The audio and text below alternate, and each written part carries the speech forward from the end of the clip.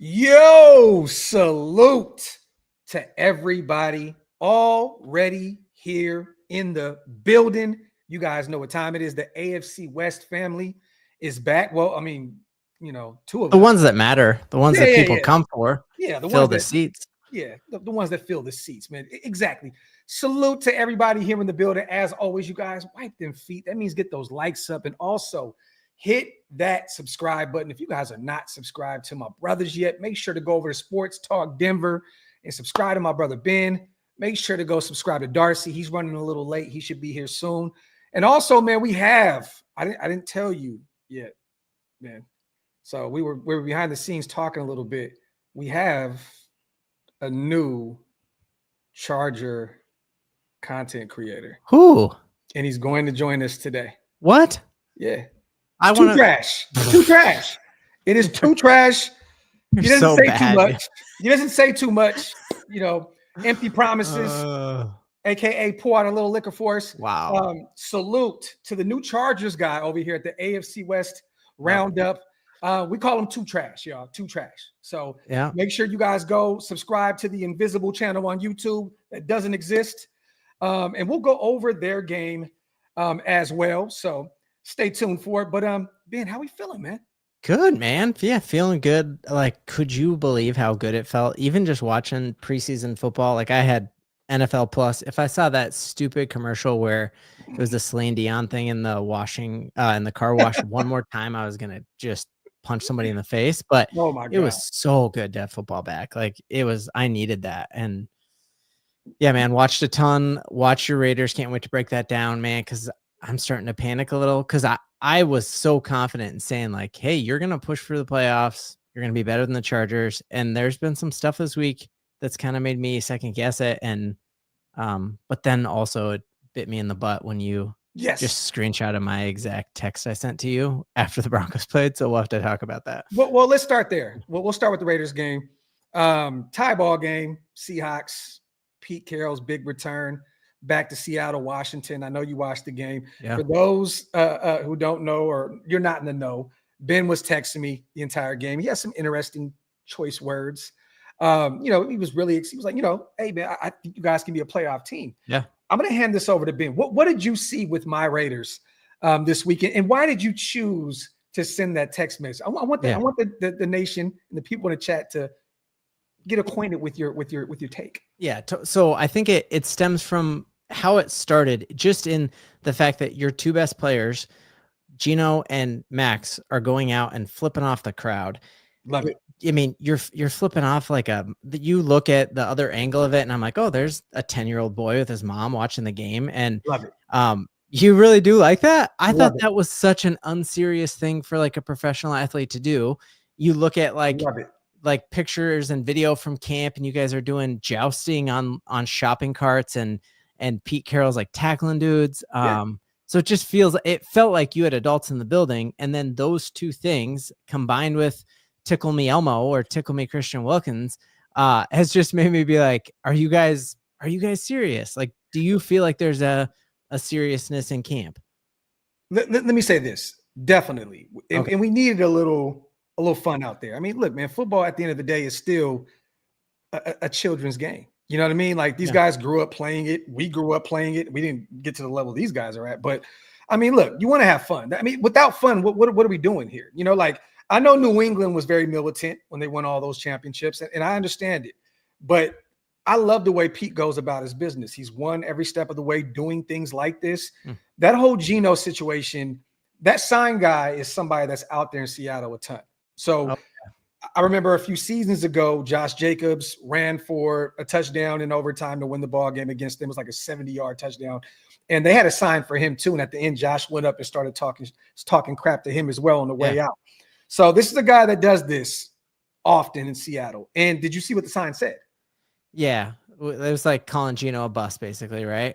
So the thing is this. You mentioned Jamarcus Russell and Gino in the same light. Okay, one guy was drafted number 1 to the Oakland Raiders. Yeah. One guy is drafted in the 2nd round out of West Virginia. What is the only thing that these guys have? That's a really good point. So there's some racial stuff there. I hadn't even. I don't like it. It was directed at the sign, not at Yes. The whole crowd. One is a 34, 35-year-old veteran, just getting to Vegas, first time playing for the Raiders. The other was one of the biggest busts in all sports history. Yeah. So when you see that, you kind of look at it and you're like, wow, man, what does this guy even mean by this? And I looked at it like, hey, go out there and let him know. Let him have it. Pete stood up for his guy. I loved it. He said, did you see what the sign said? Max went out there as the leader, flipped him off as well. Yeah. I love it. I love it. Look, I understand, you guys go about your business a little different in Broncos country. See, I grew up in Oakland Coliseum where in the black hole, I remember being a kid and watching these guys during the game turn their backs to the field and flip off the opposing fans during the game. You know what I mean? So this is what we came up on. So I love it. This is the Raider way. And Pete is instilling that, and he's letting his guys do what they need to do. Now, if he would have went out there and put his hands on them or something, okay, now we're doing a little too much. Yeah. I thought that Geno, he's heard all the noise too, man. In the offseason, Seahawks fans attacking him for wanting to leave, all the nasty tweets. There was a bunch of stuff that came, out of Seattle with his departure. And it was kind of nasty. A lot of people loved him and praised him and said, you were great up here. And then a lot of were like, oh, you turned on us and so on and so forth. So I think that he was already kind of being readying himself for some nastiness out there in Seattle. And hey, I think he responded well. So I guess if it truly was targeted at the sign and not to the whole crowd, then that's a different. I thought it was just like, I don't know. It felt, but I guess that you're totally right. And why in my mind did I think Geno was a first round pick? No, second round. Okay. Yeah. Huh. Now he should have in that draft. Yeah. I watched him very close at West Virginia.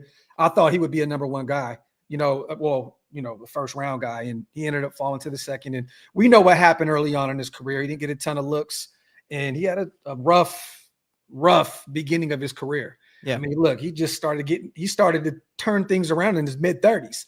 You know what I mean? But I just thought that sign was nasty.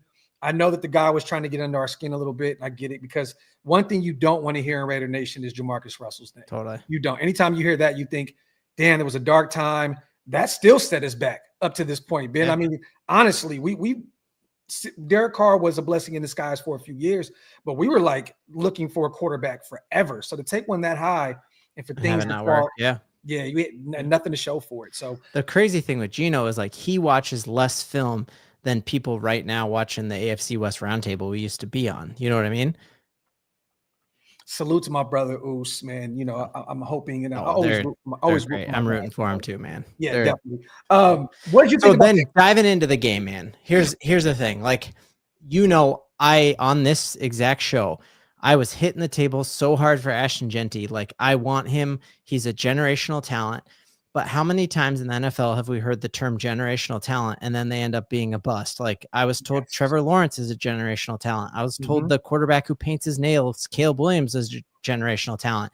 And so still time. Well, I agree with you with the Trevor thing. Yeah. And then in the back of my head, I'm like, well, wait, let's see. Ashton Jeanty played on blue turf against a bunch of guys who are selling State Farm insurance right now. Like, how many Mountain West players do you think, if you just had to make a random prediction, how many Mountain West defenders were drafted this year in the NFL? This year, defenders? Yeah. In the entire draft? In the entire NFL draft from the Mountain West, where, the guy's trying to tackle him, how many of them made it to the NFL? That's a great question. How many? Answer's 2. So he had 2 dudes all year who were good enough to make, and the first defender from the Mountain West wasn't picked till the 6th round. And so all of that was like, oh, well, are we sure? Have we seen this against the top talent? And we didn't, but there's obviously a lot of guys from small schools and small divisions. Like, didn't Chad, who was that guy from the Titans who was really good? The running back, Chris Johnson, right? He was from a small school. So that doesn't necessarily mean it. But then let's get into that first game that Ashton Jeanty, his first time ever playing against backups. Like, he's playing against Seattle Seahawks second string. There weren't any first stringers in there. 3 carries, -1 yards. And you take a look at Christian McCaffrey's first ever preseason game against an actual starting. Here's the love, nation. Here's the love. Actual Houston Texans starting defensive line. And then you look at Saquon Barkley against an actual starting defensive line. Saquon Barkley's first ever carry in a preseason game went for 39 yards, and his overall, he carried 5 attempts, 43 yards, 8.6 yards per clip against a starting defense. And then you look at Christian McCaffrey, 7 carries for 33 yards, 4.7 yards per carry. Yeah. So I know I'm like, I want it to be like, I want Ashton to be a bust because I want to win the division. And yes. I thought y'all were, going to compete. And I'm like, wait, what if Ashton isn't that good? He didn't play against NFL defenders. And then his first game, -1 yard. So that it had me like a little worried for you. Sleepy. What's up? What are we doing? I thought we were doing 7. It is 7 somewhere. I heard 8 Eastern time, which is 7, but anyway. No, you just aren't good at math. Who's the guy who is empty promises? We got a Chargers guy, bro. We have a Chargers content creator, Darcy. It's official. He's really into fireworks. He shoots bottle rockets out of those cans. Empty promises, aka two trash. Yep. So there you go. So thank you for joining the show because right now you jumped in right when Ben was bashing my Raiders. So I was cooking. Was he going stupid? Was he saying dumb stuff? When does he not say dumb stuff? Darcy? I wasn't swearing for sure. You know how this goes. Yeah. But okay, so let me ask you, what did you see in this game? I mean, yes, Jeanty, 1 series, 3 carries, -1 yard. The O-line looked really bad out there early. Geno was only 1 for 3, but 2 drops, 1 from Dante, 1 from Jacoby. It was not Geno's fault at all. 1 15-yard game by Trey Tucker. Great pass, great catch. I like what I've seen out of Geno, and once again, only 3 passes. So I'm not going to act like, but I'm excited to see him. We only played a series, so JPJ played damn near the entire game. Our starting center now, Jordan Meredith, which it looks like he's going to be the starting center, and I don't understand it at all. He played a ton of that game as well. I'm gonna be real. Yeah, the twos in Seattle, they were low-key cooking. They were low-key cooking. You know what I mean? It looked like a preseason game, you guys, the first preseason game, nonetheless. I mean, we allowed these guys to run the football down our throats. I mean, George Halani, and salute to Seattle's social media Twitter team. They put it out there that they heard that they had the best Boise State running backs. Salute to George Halani, former Boise State guy, who absolutely just ran nasty on us. 7 carries, 61 yards. He averaged 8.7 a clip. He had a touchdown with a long of 24 yards. And the Milrow got in late in the game and had 3 carries for 38 yards. I mean, who didn't run the football? I mean, everybody had over 3 a clip. Jacardia Wright, 7 carries, 34 yards, almost 5 a clip, a touchdown. Anthony Tyus III, never heard of this guy in my life. 6 carries for 23 yards. Damian Martinez, the young kid out of Miami, he's going to be a stud. He's the only one that didn't run the football that effectively. 6 carries for 10 yards, but they had 170 yards being on the ground against. So that, man, that was the thing. Like, you have said out of camp, and every single beat writer from the Raiders I follow has talked about how Ashton Jeanty is tearing up camp. Well, is that just because he's going against a really porous rush defense? Because then once we saw him against twos, he didn't look that great. So what's your concern meter on Ashton Jeanty? Okay. No, not at all. Pete came out, said it's very vanilla. They're not going to show anything from Chip Kelly's system at all. And expect it until week 1. They'll play some starters against the Niners this Saturday, and I'll be at the game as well. Oh, so, sick. Yeah, I'm flying out to Vegas on Thursday. I'll be out there for the alumni party until Monday. So we're going to get some dope interviews with some legends and all that good stuff. So next week, we're going to have a lot to talk about, you guys. Yeah. But I'm not worried at all. I mean, this is a guy that we took at 6. Pete Carroll was a guy that knows the game of football. I don't think that he would have invested that kind of draft capital into a player that is going to be a bust. I'm sorry. I believe in Pete Carroll. I believe in John Spytek. 1 preseason game is not going to have me down on an Ashton Jeanty. Yeah.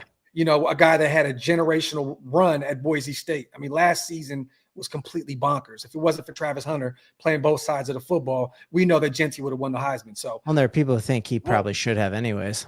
Yeah. Graphk, I'm not concerned about Jeanty at all. I feel like you can't really take a lot of stock in the preseason. But I do want to ask you about JPJ, the guy that you think is going to be, generational, all-pro. Yeah, that surprised me too, because you also heard a ton of love in that squad for him. I heard Max come out and say how much they loved him, so I was really shocked by that too. Well, there was a bunch of conflicting things out there. Okay, so Jordan Meredith, our starting left guard, Dylan Parham, had a presser the other day, and he stated that the communication from Jordan Meredith has been great. him communicating with the other offensive linemen, which kind of, rose some red flags, so to speak, right? Like, are we thinking, okay, maybe JPJ's having an issue communicating with the other linemen? Year one, new quarterback, new system. That could be it. I don't buy it. He's a Remington winner. He was the best center in college football. I don't buy that crap. What I think is this. They asked Jordan Meredith this offseason early on, and I didn't know about this. This just came out pretty recently that they asked him to convert to center. Yeah, he hasn't really played center. He hasn't played at the next level for sure, but he's played a little bit, I believe, at the collegiate level. But I think it's a size thing with Jordan Meredith. And I think they're worried about their guard spots. And they know that JPJ can kick over. So I'm thinking that it's more along the lines of we trust him there at the guard spot because we don't really trust what we have on the right side. They brought in Alice Kappa. Horrible management, though. Like you need to have your guy that you think can be, here. Because here's the thing. I don't care what anybody says. Joe Thuney kicked out to play left tackle. Wasn't as good as a starting left tackle. You can do this with JPJ, but I think that you're going to be like, oh, yeah, he's actually better at center. Well, this is the thing. You guys know football like I know football. Would you rather have strong guards and a weak center, I would, or a weak center and strong guards? So and JPJ can pull his ass off, pause if necessary. So look, I'm cool with him either way, but I would rather preferably have him at center. And I know personally that he would rather be at the center position as well. But hey, you got to do what's best for his team. Salute to his mom, Mama Power. She even put it on Twitter. We follow each other. She is a phenomenal mother. She roots for her son. Just all out for her son. She said, hey, you got to do what's best for the team. So it sounds like it's a situation where they say, hey, JPJ, we prefer you to be at the guard spot because maybe, just maybe, Alice Kappa, one of the worst rated guards in football last season, came over, signed a 2-year deal. He's already out with the ribs injury. So, and outside of that, you have Caleb Rogers, a rookie. You don't want to throw him into the fire at the guard spot. He's already getting reps at center as well. So they're just trying to see what they have there, I believe. Brendan Carroll, year one with the Raiders, calling the offensive line with Joe Philbin, kind of in the shadows, kind of probably nurturing the situation, so to speak. But it still bothers me, y'all, to not see Jackson Powers play where he's strongest. It struck a nerve with me, and I hate to see it. But also, you got to do what's best for the team. And I'm not putting too much stake into what the O-line looked like in preseason game one. I'm not putting any stock into Ashton Jeanty at all. But I will put some stock into Dante. Went out there, our young pup out of Tennessee, 4th rounder. He's going to be a stud for us, man. Dylan Laube, my guy, friend of the show, went out there and balled out. Did you get a chance to see him, Ben? Yeah, that's number 23, right? Yes. Yeah, dude. He went out there, 5 carries for 34 yards. Yeah. He had a touchdown in the air. He averaged almost 7 a clip. Special teams monster was out there. Seemed like he was around the ball every time on special teams. He was a player that I'm like, yes. And mind you, I am a little biased towards him because that's my guy. Yeah. But it was great to see him go out there and perform. So did you guys know that we have Bo Jackson's nephew on this team? That's kind of sick. Oh, I saw that on the highlight package. Yeah, that was Cedric cool. Jackson, UDFA, went out there, had 4 receptions for 76 yards, averaged almost 20 a clip, had a touchdown, was targeted 4 times, a long of 41 yards. There was some bright spots. And Darcy, you know this, right? In preseason, you're watching these young guys. That's what you're watching. Like to see Cam Miller, our 6th-round quarterback, go out there and go 6 for 7 in the 4th quarter, 76 yards, a touchdown, and make it look easy. That's what you're looking for, and you're also looking at the Aiden O'Connells, the guy that's in his 3rd year that went out there and struggled through 2 picks, looked like he was not comfortable in this system at all. I mean, he averaged 6.8 in the air. He was 18 for 30. He had 200 yards, but he was nasty. I mean, I don't know if you guys seen that play where Dante was wide open for like a 70-yard touchdown. He underthrew him. Yeah. And for a guy like Dante Thornton Jr. in year one, what does that do for his confidence catching an easy touchdown in the first preseason? Oh, totally. It rocket it. Yeah. Right. So I think right now preseason is kind of just weaving out some of these, aging veterans that may not have it anymore and watching and evaluating these young guys and seeing what they can bring to the table. Because, once again, some of these running backs from last year, Sincere only had 3 carries. Raheem Mostert had 1 carry. You look at the receivers, right? 1 series, Trey Tucker's our starter. 1 reception, 15 yards. He's out of the ball game. Dante Thornton, 1 for 17, out of the ball game. So I'm not going to put too much stock into this. I thought it was a nasty game, 23-23 tie. I thought it ended well for both fan bases. Pete Carroll going back home. I thought it was kind of like a movie, like a storytelling ending. You know what I mean? So, but like a tie is like kissing your sister. So like kind of hot, right? Like kind of hot. Just clip it. Yeah. Clip it. No, don't clip it. I'm the clipper. I won't clip that. The teams that are the best in the preseason, like the guys that win all the games in the preseason, they suck in the regular season. Yeah. So don't get the Raiders excited. Yeah, Josh McDaniels was like a 4-0. Yeah. Yep, I remember that. He did that here too. Look how he that did went. that one. Yeah. So. Graphk, I couldn't help but watch Shedeur, and I know I was totally wrong on that because I told you guys he was going to be first round. You both told me you didn't think he was, but he looks very good. Did watching him be like make you wish that you picked him up in the 4th round? And then it's like, because there is no doubt you are the most improved team in the AFC West, and if you also did that, got a generational talent, and you had the next quarterback. I would hope that we're the most improved team because all you guys were in the playoffs. Yeah. So I mean, if we didn't improve from 4 wins last season, then we're in for a bumpy ride. But look, I thought Shedeur looked good. What was he like? 11 for 17. He had 2 touchdowns. I thought he looked really good. He looked poised out there. But look, I'm focused on Cam Miller. I did put a few tweets out there that I'm like, damn, we should have got our guy. I would have loved to see Shedeur in the silver and black. Cam looked good. Our 6th round guy, and it sounds as though he was handpicked by Tom Brady. So 6th round guy to 6th round guy. So I'm excited for what we have out there. But I enjoy watching Shedeur be successful, and I'm going to watch him very closely these next 2 games. And I hate that he's still the 4th quarterback on that depth chart. It's nasty to see that he's 4th behind Gabriel dealing with an injury, and then Pickett's disgusting, and Flacco is like 90 years old. And Huntley, they have Huntley too. Oh yeah, they brought in Snoop as well. Yeah. Would you ever, after seeing that, think they should, knowing that he was Tom Brady's guy, like trade for him? Let me say this. If they end up cutting him and we get rid of Aiden O'Connell and we can sign him to the practice squad and allow him to develop a little bit, I would do it all day, every day. Are you talking about Shedeur? Yeah. There is no way they are cutting Shedeur at all. Dude, he's 5th on their preseason depth charts mean nothing. Yeah, nothing. That's true. Darcy, preseason depth charts meant something, then your running back RJ Harvey's a bust. Yeah, and like RJ Harvey listed like number 4th or 5th right now. He was listed 5, but then he got all the first team. Like he was the first running back on the field with our starting offense. I want to say this right now. You guys know I don't think RJ Harvey's going to be very good. I'm on that train. Yeah, I do. It hurts my soul to say that, but I think RJ Harvey's going to be a stud. Real quick, salute to Shalid gifting 5 OLV Raider Network memberships. I appreciate you, Shalid. Salute to my guys. Salute to all the new members here in the building as well. My guy always coming through and supporting what we do over here. And also salute to my guy, Classic Man Q. Those other runs that went negative, that was our backup O-lineman, by the way, when we had the starters. Jeanty had like a 3 or 4 yard run. This is facts, Q. So salute to you on definitely throwing that out there. But once again, Jeanty, regardless of him having a 3 or 4 yard run, it wasn't a great first, appearance in the NFL. But once again, it's preseason. They're not showing too much. I am excited to watch him because they're going to get him very, very involved in the passing game. He's been returning kicks at camp. Like they're going to find a way to get the most they can out of their number 6 pick. So I'm excited about it. But Darcy, any thoughts on the Raiders before we move on, man? 23-23 tie ball game. Once again, there really wasn't any standouts. Drew Lock went 12 for 22. He threw a pick, had a touchdown. The best, I watched your entire stream, Graph, and turned it. The one time I was like switching between TVs, it was on the announcer instead of you. Who was that guy you do it with? Waste? That wasn't Wasted. Who was Wasted? Was there and Hammer was there. Yeah.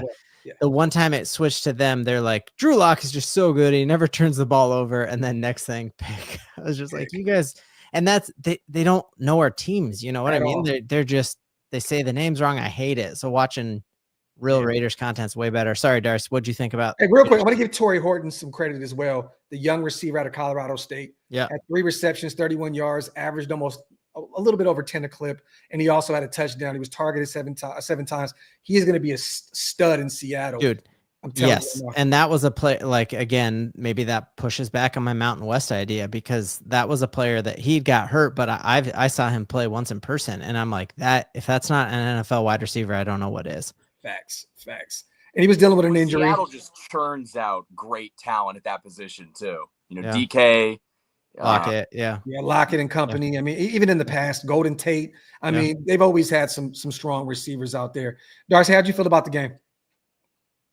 About the Chiefs game or Raiders game? We're going to get to the Broncos next, and then since you were 2 hours late, we'll leave the Chiefs for last. Okay. I felt like the Raiders game. I didn't get to watch a ton of it. I actually was popping in on your stream though. I popped in towards the end. Yeah, because I wanted to see if the Raiders lost, what your reaction was going to be. I don't know if you could. Someone probably in the chat saw it when that field goal got blocked. I typed in the chat block. Yes, I did, and I didn't put it up for a reason. Yeah, because I hate. But you guys don't know that Darcy loves using that behind the scenes a ton. It sucks. It hurts my soul every single time. Yeah, every time. Sometimes I just text it randomly and just it's just a happy memory for me. But I don't know. I think that it's hard because the preseason means different things for different teams, and like there's some teams that like take the preseason incredibly seriously, and then there's others. Well, honestly, I take that back. I feel like the preseason has gotten to be even more of a joke than it was in years past. And like at this point, it's just like the coaches don't even care. So like everyone that's upset about wins and losses in the preseason, who cares? Half the players don't even care. The coaches don't care. Like, why should we take this product seriously? At the end of the day, I think that most of the players that are on the final 53 are already on the final 53. And maybe there's some guys out there that are putting out tape for other teams to pick up. But for the most part, I mean, Graphk, am I wrong? I think most of the rosters are pretty much set. Oh, yeah, but most of them definitely. I mean, you're looking at the back end of these rosters. You're trying to – some of these young receivers, Bo's nephew is trying to make the back end of that wide receiver group. You're looking at my guy Dylan, right, who's trying to make the back end of that running back group and find his bread and butter with the special teams. My guy Trey Taylor, he's like fourth on the depth chart, the safety position. He's back there. He needs to show up in preseason to make this roster. But I agree with you. The wins and losses don't matter at all. I mean, they honestly don't. I mean, we can look at these games. I mean, Ben, we'll get there shortly. Like that Niners second team defense kind of had you guys on the ropes a little bit. Yeah, man. You know what I mean? Yeah. But once again, I mean, do you think that Bo Nix is going to go out there and make a boneheaded mistake like that safety when games matter the most? No, I definitely don't. No, and that I think there's if we want to dive in if we want to dive into the Broncos, there's my bad. Real quick. Two Trash. What did you think about the Raiders and Seahawks game? That's a good point. Oh, no playoff wins for Justin Herbert? 4 interceptions in a playoff? Wow. Oh. We'll get to your game here in a minute, Two Trash. Yep, Stay tuned. But let's get to the Broncos game, okay? 30-9. You look at the score and you think, damn, Broncos blew this team out. What did you see here? Once again, Bo Nix only had 11 attempts. Let's not act as though he was, you know what? He was pretty terrible. He averaged 2.8 a clip. He had 31 yards on 6. What was it? 6. Is it time to say regression? Can we say that, or should we wait? Should we wait? You gotta wait. You gotta wait. I mean, the GOAT went crazy though, Darcy. I mean, the GOAT steady, man, 14 for 15, I know. He 2 really touchdowns. Great. He was sacked twice, but the GOAT went out there, titties for steady. Mine were I'll tell you what, maybe we've got a quarterback controversy in Denver, but no, I feel like you can't really take much stock in that game. But I will say this, because who cares if, a quarterback misses a receiver or, makes a bad throw? That doesn't really matter because guys go out there and try stuff. Yeah. But to make that mental mistake, that was something that's like that doesn't just leave you. That's something that might be repeated. Well, Ben hit the group chat and was like, terrible awareness by Bo Nix. So he definitely horrible. But here's I've listened to every single press conference since then. And Sean Payton was furious at Saleh, the defensive coordinator for the 49ers, because Graphk, you said, hey, preseason is about being vanilla. And there was nothing vanilla about the 49ers defense. And even I followed, because we were playing them that week, I followed a bunch of San Fran color commentators and like their content creators did a video with one of them, and they are tweeting out, man, Saleh's throwing every single defensive blitz in the playbook. So I think what happened is that the Broncos first team offense got to the 49-yard line and had to punt. And the 49ers went down and scored on our first team defense, the best defense in football. And Sean Payton's like, you guys are going out. So Bo played the entire first quarter and the first drive of the second quarter. And so you can almost see the pressure that he felt of like, hey, we need to go score. This is a joke. And so I think he thought if he just rolls out, he wasn't expecting a safety blitz in a preseason game.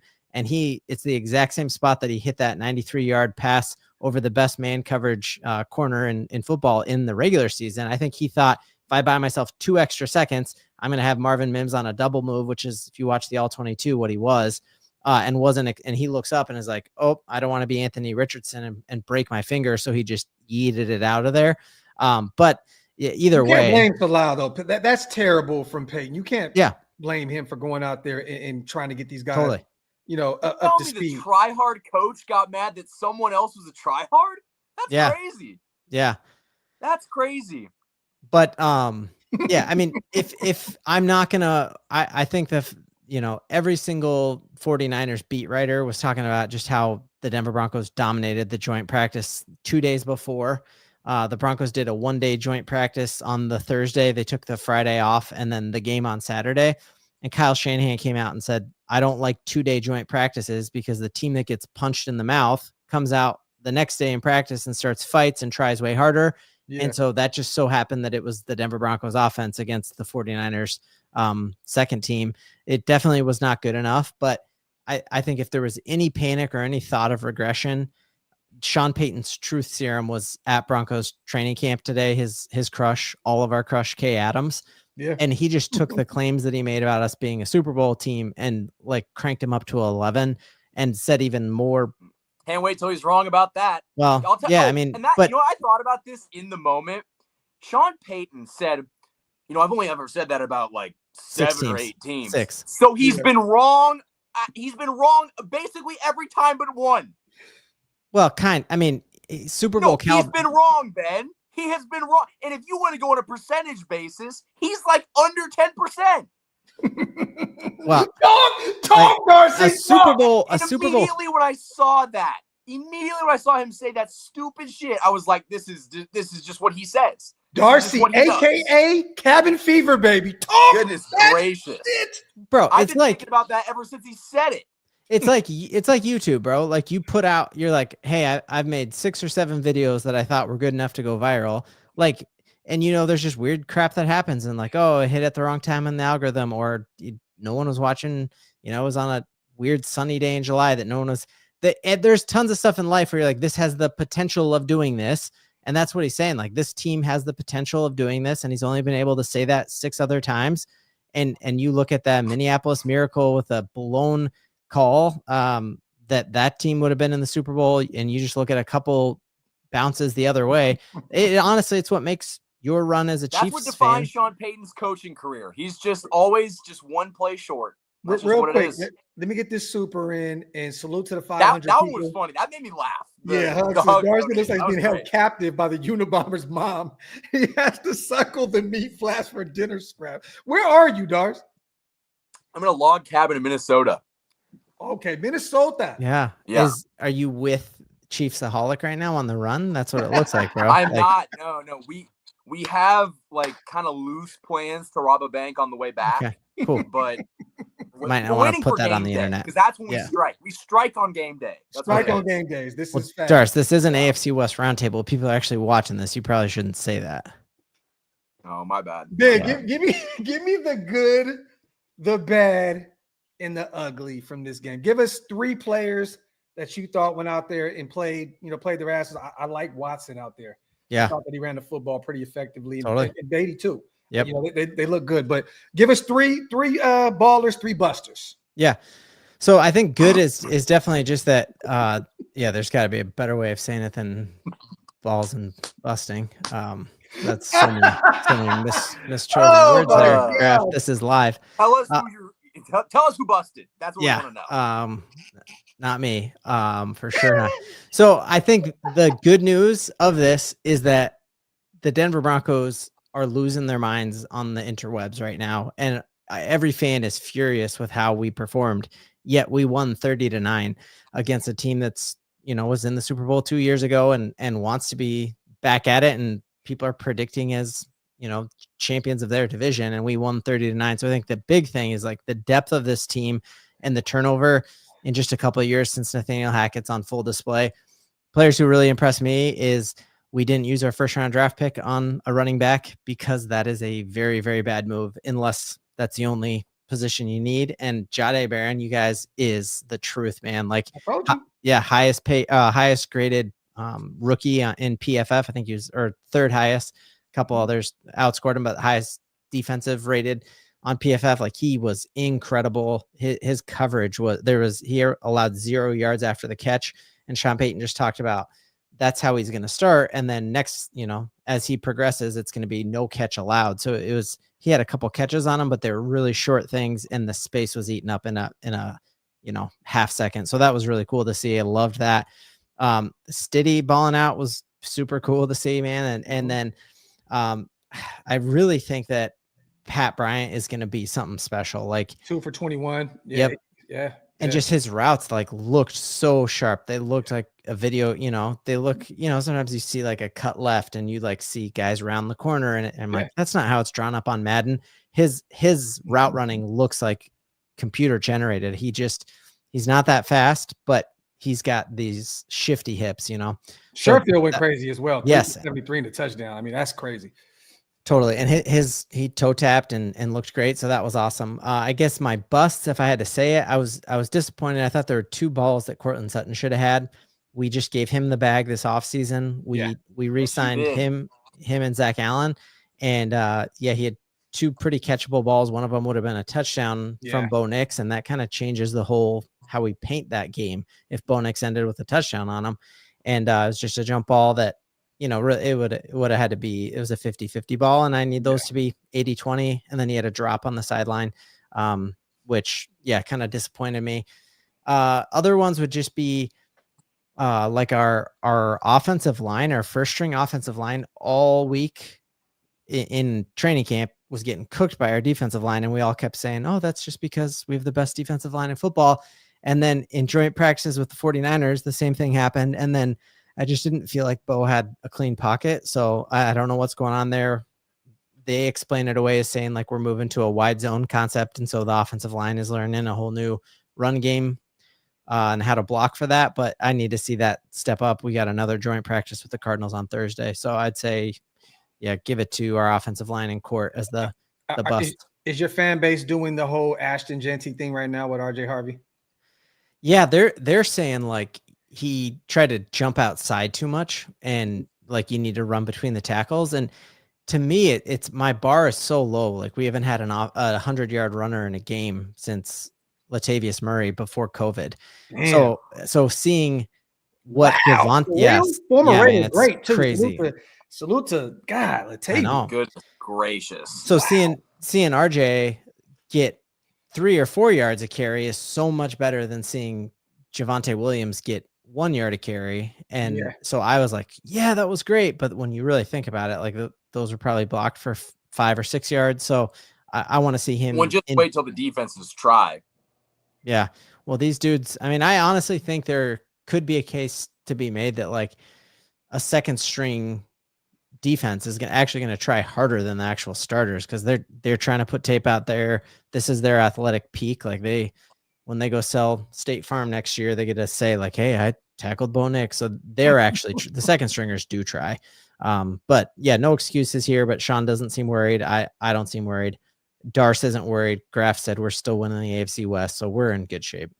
Yeah, I've never said that, but I thought. But I edited the videos to make it seem like you said that. We know who's winning the West. We just got a couple deniers in this chat. Let me say this. My Raiderdom will not allow me to ever come online and say any of you guys' teams is going to win the division. So I'm going to pump the brakes real quick. Let's get Two Trash involved. How'd you feel about that game? Ooh, better Oregon quarterback. I agree with Bo Nix is. You know what? I agree with you as well. Salute to hey, he is the star of the show Hot right takes. now. Darcy, how you feel about the game, man?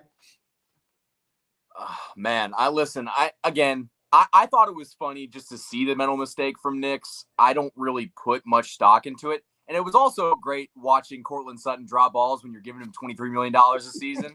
But remember, guys, Jamar Chase dropped passes and that whole narrative that he couldn't catch the football. Oh, that rookie season, remember in the offseason? Like, oh, he's going to be a bust. And he can catch the football, guys, and he can catch it very well. So, I don't know. It's so hard to get like that up in arms in the preseason. It is very interesting, though, that, the Chiefs played their quarterback for one series, and you played your quarterback a quarter and a drive into the second quarter. We were in the red zone, so yeah. Why would they? Why is Peyton doing that? Well, honestly, like if you look at San Francisco being the most injured team in football last year, and then they're on track to do it again, I think Sean Payton's data that he has on like, you don't go 0 to 100, man. It's like you got to have a freaking warm up. So this is what he always has done against them all week long. So. Well, and that's what everyone was saying, but we came out of that game with no injuries. Like I think it makes sense, and the receipts are there. It's like kind of going back to old school, but it's like new school at the same time, like resting guys and then throwing them into car crashes. That you got to warm up, man. That's all fun and games until someone gets hurt. If you do this in the second preseason game or the third one, and this guy suffers a substantial injury, it's like, well, I understand playing them. I think they should play, but playing them a half or a quarter, like you need a couple plays, get hit once, and then you're good to go. Yeah.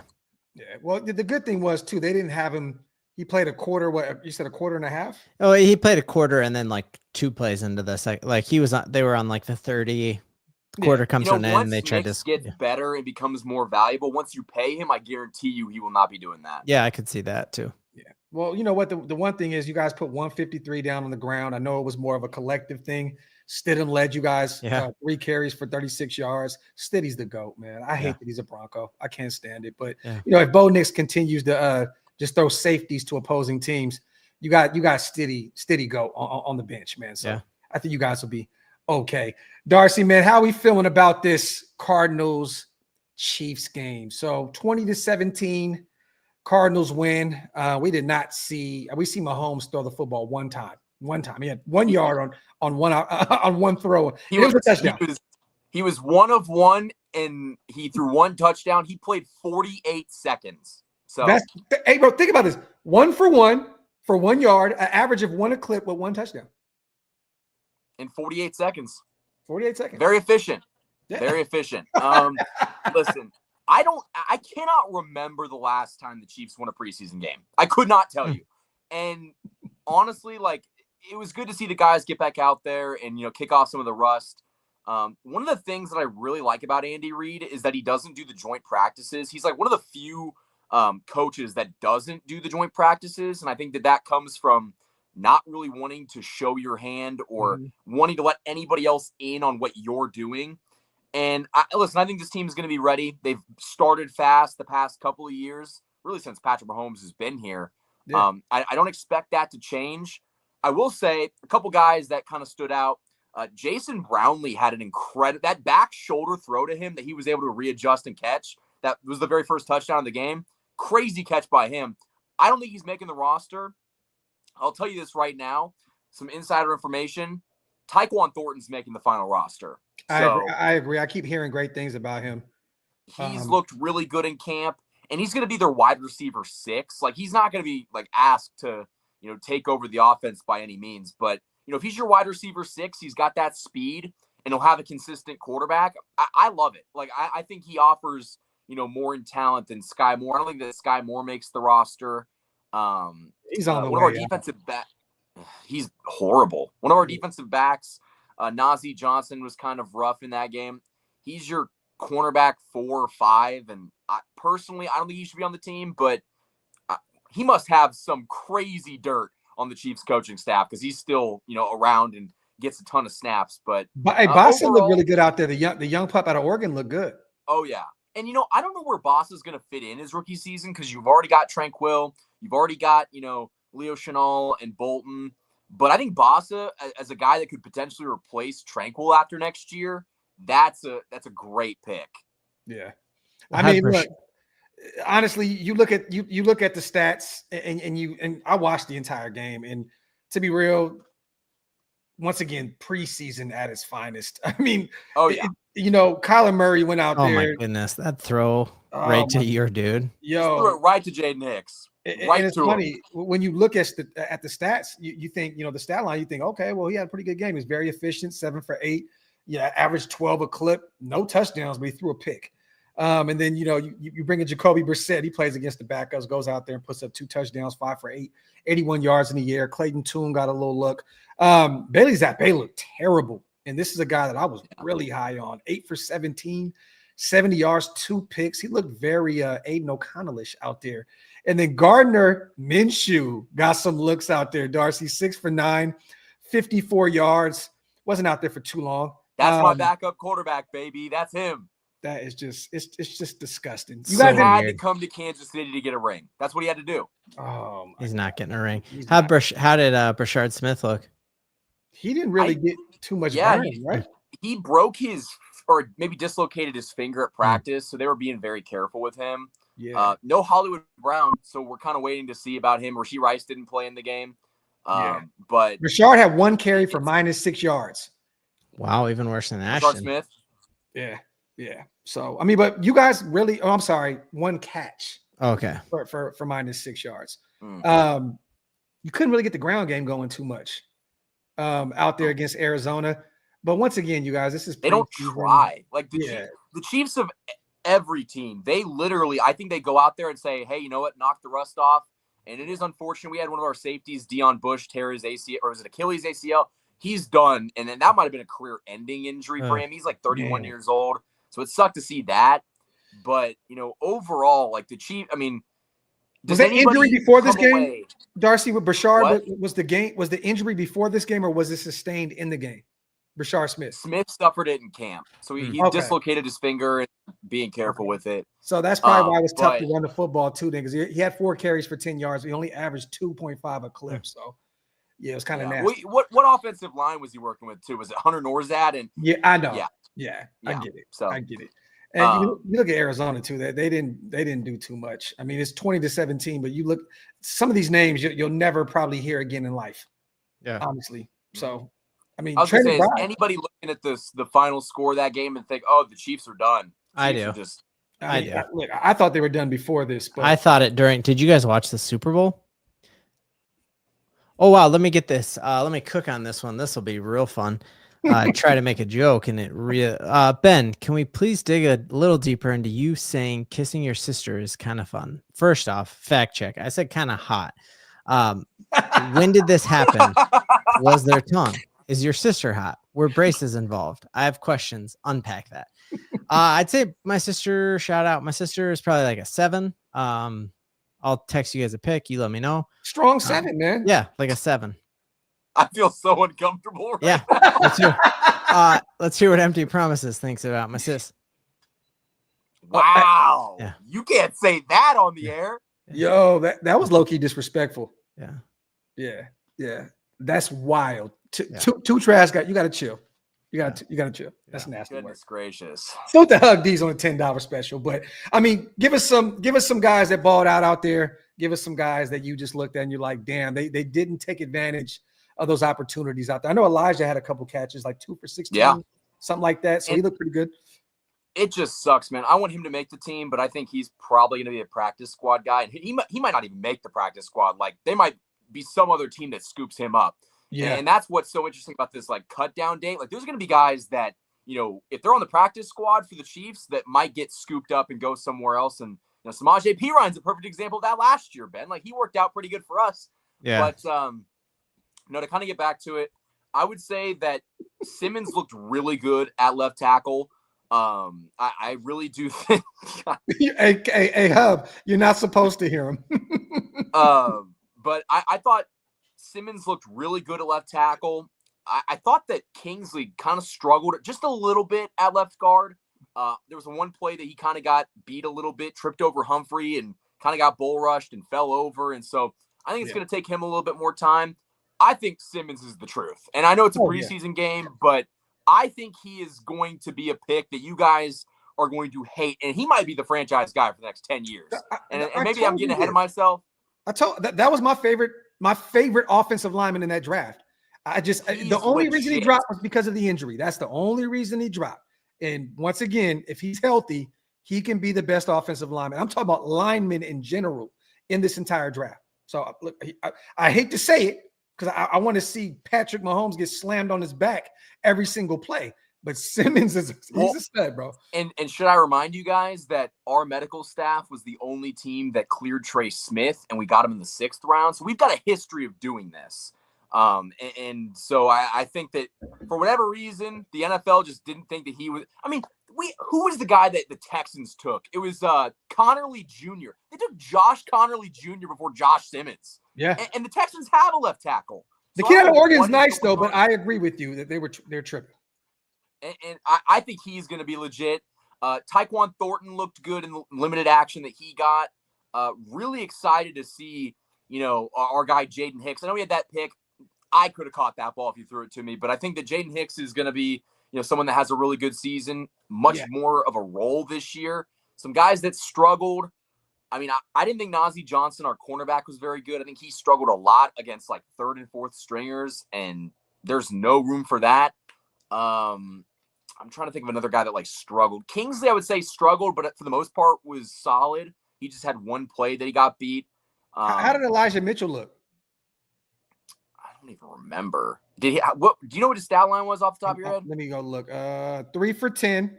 So he averaged 3.3. He couldn't really get it going in the ground game. He had a catch for 13 yards. So, but it doesn't look like he played a ton. So I mean, I don't know. That's the thing. Like the Chiefs kind of rotated through a bunch of guys. Yeah. I'm interested to see and this is going to be horrible analysis. I'm really looking forward to week 1 because week 1 is when we're going to know, like, okay, like, is this like that's real football? We're not going to see like at the same time, like the Chiefs were running the most basic stuff. And like, it's kind of hard to get a real grasp on anybody because, Elijah Mitchell, if he's in the game in week 1, he's going to get a lot different of, look with the first team offensive line, different running scheme. So it's hard to be like, this guy didn't play good. There's guys that don't look good in the preseason. They make the roster and it's like, okay, like this guy is legit. Hey, Darcy, I think that. Let me ask you something real quick. My bad, little bro. I don't want to cut you off. I want to ask your opinion on the whole Chris Jones, George Karlaftis exchange. I know you've seen that, right? The one in camp where he's like, get 10 or show me. Yeah. I loved it. Me too. Wait, I didn't even see it. What was it? Go ahead, Darcy. If you want to explain it, bro. It was dope. Basically, there's a clip going around where Chris Jones is kind of pissed off at camp, like practice. And he was basically just jawing at Karlaftis, like show me 10.5 sacks. Or like, show me a 10-sack season. Yeah. And he's like, you ain't even got your helmet on. He's like, you don't even have your helmet on. Yeah. Like, what are you doing? So and Karlaftis, I think he was reminding him, like, just because you got paid, bro, you have a lot to prove. Yeah.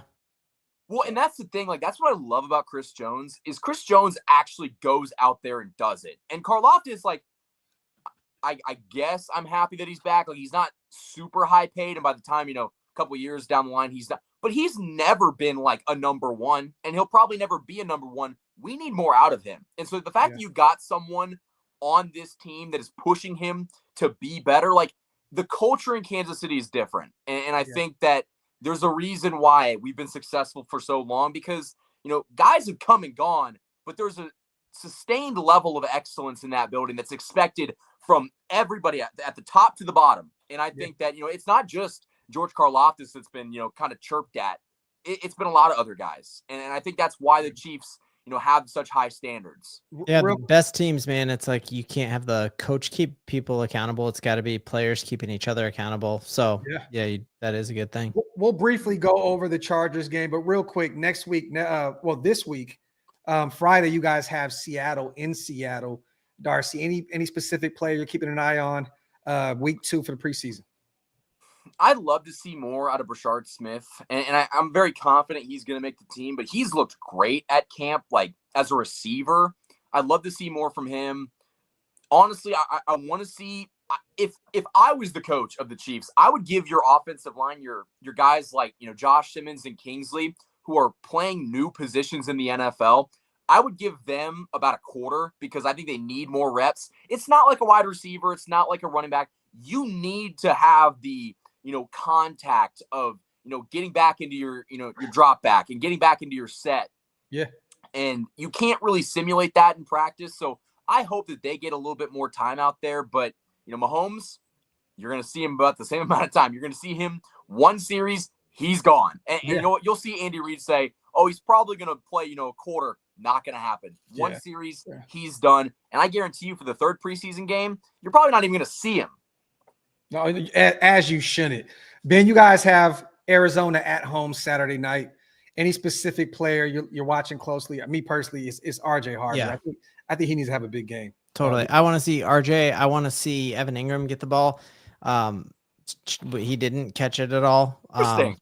Well, just dude, not the GOAT. Yeah, we have so much to catch up on because I went to training camp last week and went and got to Benny Fowler, who caught Peyton Manning's last pass. Heard him break down some film, and he thinks that Evan Ingram is the best tight end we've had since Shannon Sharp, and broke down some of his stuff in Jacksonville.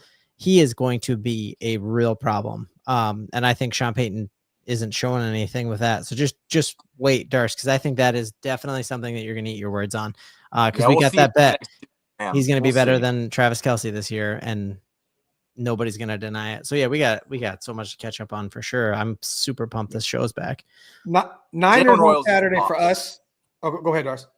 Jalen Royals is a beast. He's gonna be really good. I'm looking at Aiden O'Connell and Cam Miller very closely against the Niners. I'll be at that game. I'm going to watch those two guys very closely because I think a lot of people, and I said it on this show before training camp came around, I had a hot take that Aiden may get beat out by Cam Miller, and Cam went out there and looked really good in the fourth quarter. He's having a really good camp.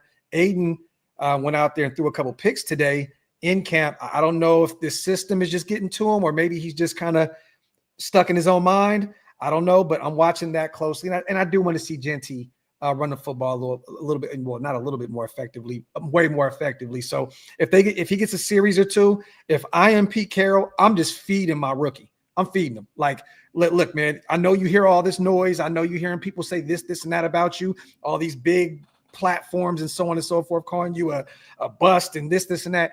Feed that young man. Give him the football. Graphk, maybe this is a hot take. I'd shut him down. And the reason that I said that. I said it too. Me too. I wouldn't play him till week one. I'm so confident he's going to be good. You don't need him taking hits in the preseason against this insurance salesman that's trying to make a name for himself. Oh, Darcy. Sit him until the actual season starts. Yes, I said that on the show the other day, but Pete did say that we're going to see the starters probably more than what we did against Seattle. So I'm assuming that Jeanty at least gets a series or two. And if he does, feed that young man. Give him a few reps and let him kind of – I don't think Jeanty's too much worried about how that game, panned out. But I want to see what that looks like. And, other than that, I want to see the defense continue to grow and get better. We didn't show too much on the defensive side of the football. Honestly, it's a ton of vanilla. Pete and company are not showing their hands at all, and I like that because guess what, you guys? We have 3 teams here with 3 Super Bowl winning coaches that actually know what the hell they're doing. So I'm going to take their word for it. Look, vanilla is vanilla. And if you're a team that's going out there and showing everything when games don't matter, you're probably going to struggle in the regular season. It just is what it is. Before we get out of here as well, I'm going to go over this Chargers game. Get some questions in the chat, you guys, before we get out of here. Also, Chargers went out there, beat the Saints 27-13. This, honestly, I watched this game at the Cigar Lounge. I didn't watch this thoroughly. I didn't watch it. Okay, yeah. I watched this and the Lions game, and you add that with the Slater news with the Najee Harris stuff. Yeah. I do think there's got to be concern. You're hearing so much out of camp about the drops for their new receiver and then they already had that Quentin Johnston who led the league in drops. So you got what's in the water over there in LA? Dude, you lost your starting tackle. They want to run the ball. They still have not. Najee Harris hasn't taken a snap in practice and hasn't been seen a picture of him with his eye open. There's still reports that his eye's swollen shut still. Hey, Ben, you want to make it worse? Let's make it worse. You lose one of the best tackles in football, and then you go out and sign Raider great David Sharp. Sharp. So Justin Herbert is going to die a miserable death this season, and I am actually here for every single bit of it. Might be a dead duck. Bo Nix might be the best by default. Hey, Darcy he got up to Minnesota and got some bars today. I see you, little bro. But Herbert didn't play. Trey Lance actually looked pretty good out there. He was 7 for 14, 55 yards, ran the football, got 48 yards on 7 carries, had a touchdown, averaged 7 per on the ground. My guy, Raheem Sanders, I hate that he's a Charger. I got a chance to, build with him during the Shrine Bowl week. Interviewed him, good kid out of South Carolina. This dude is a stud. 10 carries, 42 yards, averaged 4.2 a clip. Also had a touchdown. But this was from what I seen, it was pretty bad football. Tyler sucks. Like honestly, New Orleans is probably going to be drafting number 1 this year. And I know they probably hate to see that. That Manning's not coming out. This year his grandfather came out and said he will not be coming out. He'll be at Texas. So New Orleans probably has to suck here for the next few years. But he had a touchdown. He threw a nasty pick 6. Spencer Rattler really didn't look too much better either. But all in all, this was a messy game. 27-13. Chargers win. They're 2-0 now in the preseason. You didn't see too many. Racking up those wins when they can get them. You said what? True. Racking up those wins when they can get them. There you go. But David Sharp, you guys. David Sharp. Yeah. Let's go ahead and lose one of the best tackles in football. Paying this big time money, and then we go get David Sharp. You want to know how bad he is, you guys? These two guys know football, and they have no idea who I've never heard the name. Nope. Yeah. But it's not just losing him for a year. That's a career-ending injury for most people. Like Darcy, your guy came back from it, but he's way younger. And I was talking to my brother. Tendon? Yeah. I thought it was his ACL. Yeah. No, it was his patellar tendon. So I was talking. My brother's a doctor and my mom's second favorite son, and he was saying like your ACL might be like this thick and your patellar tendon's like this thick. So like when you tear that, he said that's one of the worst things to try to come back from. Obviously, we don't want to celebrate somebody's injury. Darcy was saying some really mean stuff in our group text thread. Like I'm actually like genuinely so happy that he got paid before this happened. Me too. Hey, you know why? For him and his family, but also to watch the Chargers have to pay this guy. It's great. They're in cap hell, and this guy gets paid. Everything's great. But I have loved Rashawn Slater since college.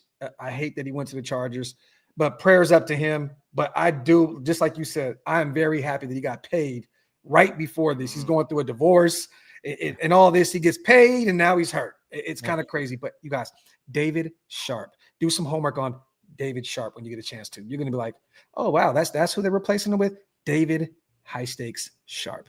Nasty work. Salute to the chat, you guys. Wipe them feet. Get those likes up. Salute to everybody also watching on Darcy's channel. If you guys can get a few questions in, we'll do about 5 more minutes, 10 more minutes tops. Yeah. If you guys can, if you have some Broncos questions, some Chiefs questions, Raiders questions. I did a show earlier. I don't really have too much to say about my team. I'm just ready to get out to Vegas on Thursday. And man, who do you get to see there? So we're doing the alumni party. So I'm going to be around everybody. That's so Marcus sick, Allen, dude. Tim Brown. Former Chief Marcus Allen. Come on, man. Dude, what'd you think about, we never talked on here about like, how did it feel watching AP in red? Oh my God. Dog. That was a great one, Ben. Yeah. Let's talk about it. You know what? Let me say this. AP, John Gruden. Well, look, Gruden didn't mean anything to me because Gruden was never a Raiders fan. Shout out to Gruden, by the way. He's in the news. Yeah, and it looks like he's winning this battle right now. So, hey, salute to him. But I'll say this. AP said he was a Raiders fan, grew up a Raiders fan. That was very petty of him. Like, mind you, I know that Spags was his defensive coordinator with the Giants. They won the Super Bowl together. But, I mean, to just get let go from the Raiders a few months ago, in January, not a few months ago, and I know it was a nasty divorce. I understand it. I don't know why you would have thought you would have kept your job at 4-13 anyways, but I digress. To see him out there wearing that shit, it's just like, come on, bro. Like, we know what you're doing. And one of my subscribers, salute to him, sent me a video. He's seen him in Sacramento at the mall. And he said, Raider. He said AP was pissed. So he's like completely like over the Raider experience. Whoa. So when I heard that and I seen the video, I got to find it. I know I have it somewhere still, but I seen that. I'm like, okay, now he's wearing the Chiefs red. He's out there with Spags. I mean, bro, you could have went out there and wore a red shirt and some black pants or something. Like, you didn't have to go out there chiefed out. Yeah, man. I mean, come on. And Gruden I'll tell you what. I was just gonna say they're not gonna let AP cook the fries for the players on game day. Like this is just like come say hi to us. Like we had Jason Garrett at our practice the other day. Yeah. Well, I'm hoping that AP is the heir apparent to Andy Reid, because that'd be great for us. Oh, that'd be sick for yes. That's what we need to need to start hyping him up. Best coach ever. Let's get him. That's when Andy Reid has those are my nightmares. Yeah. There you go. Great show, fellas. Just want to say happy birthday and RIP to a Bay Area legend, the Jacka. Go Raiders. Now, thank you, MTV, for reminding me that Jacka was a really good friend of mine. I toured the country doing shows with him, Seattle, Phoenix, everywhere. Beautiful soul. Rest in peace to Jack, man. One of the greatest rappers ever. And not only from Northern California, just period. That is my guy. Salute to Jack. Thank you so much for that $5 special, MT. That means a lot, bro. Salute to you. Salute to Nav, man, as well. My guy, gifting 5 OLV Raiders Network memberships. I appreciate you, my brother. Salute to all the new members in the building because of Nav, man, one of the GOATs over here at OLV, always coming through and supporting us. I want to bring up a Chiefs comment as well. I think one of Darcy's mods is in here. I think he said, a Chiefs fan here, I can't find it now, but he said, it sucked to watch Tim Brown go to Tampa Bay. His last, there it goes. He made a mistake playing there for you. Yeah, it sucks, man. It did. But yeah, it's like, this is like you guys literally watching Mahomes go elsewhere in the last year of his career. You know what I mean? Tim Brown is Mr. Raider. They call him that for a reason. So I agree with you, Cole. It made sense. Gruden was there. I understand the thought process behind it, but you lost to him in the Super Bowl in a nasty, nasty fashion. I hated to see him go out there. Just, you know what? I'm going to bring that up to him on Friday at the party. I'm going up to Timmy and I'm saying, what the hell were you thinking? Just start crying. Yeah, exactly. Crying? Yeah. I'm going to do it. So you're there all weekend. Are we show from there? Are you going to be there on Tuesday next week? That'd be sick. No, I'll be home for it. Cool. I'll be home for it. So we'll be at the M Hotel in Vegas for about 3 days. I'll be in the studio all Thursday night working on some new music and stuff. Then Monday night, I'm flying home, and then I'll be free Tuesday for sure, you guys. Man. And we'll have more to talk about. Once again, salute to everybody here in the building, you guys. Salute to our newest member of our AFC West family, man. You know, there's nobody like Two Trash. You know, Two Trash is in the building, a.k.a. Empty Promises, a.k.a. pour out a little liquor for him. That is him. He is going to be here every week moving forward. So salute to Two Trash. We didn't get really too much from him for the Chargers game. I mean, he told us behind the scenes, nothing really talk about. The starters were sitting. You know, he did say David Sharp was the GOAT, which is kind of crazy. He's excited for him. Yeah, he's definitely excited about David Sharp. So, wow. But on the show, we couldn't get him to shut up, and it's just like he's so nervous. Talk. Yeah, but man, other than that, you guys, appreciate every single one of you guys. Salute to everybody also who'll be watching the show cut up over on Ben's channel as he makes us look like shit. Cut up that Sean Payton bit too. Put that in there. You better believe I will. Salute to the chat. As always, appreciate you guys so much for rocking with us on this latest installment of the AFC West show. I will be live tomorrow with Big Mike tomorrow night going over the Raiders-Niners. We're going to do a preview early because I'm flying out Thursday. So we'll be live tomorrow on me and Big Mike's channel. You guys want to plug away too? What you guys got going on this week? Any more shows? What you got rolling? Yeah, I'm doing a pre-record with a Arizona guy. Just pump for the game for sure. There you go. Cabin Fever, what you got? Yeah, what you gonna get some figure out my lines? Recording place because I thought we were going live at 7, so I was gonna move over to get the window out of the back. No, it looks cool, dude. There's a deer head over there on the wall, so I was gonna really show out. I was gonna put maybe I'll put a Raiders hat on it someday. Yes. Put an AP mask on it. Yep. Yeah. That'd be great. Yeah. Well, salute to everybody here in the building. As always, again, make sure you guys go subscribe to my guys, Darcy. Make sure you go support the Ben as well, the Sports Talk Denver. My guys put on great content. I know they're enemies. The teams are enemies, but these are family members of mine. Make sure you guys go subscribe to them, show them some love, go talk some crap in their comment section and let them know how much we hate their teams. Other than that, as always, and on the way out, a super came in. Salute to Nav, man. Looking forward to Max calling AP a little ass boy on the sideline. That is must-see TV. Yeah. That shit will be funny as hell. Salute to my guy Nav on a great $5 special. Other than that, you guys, we are out.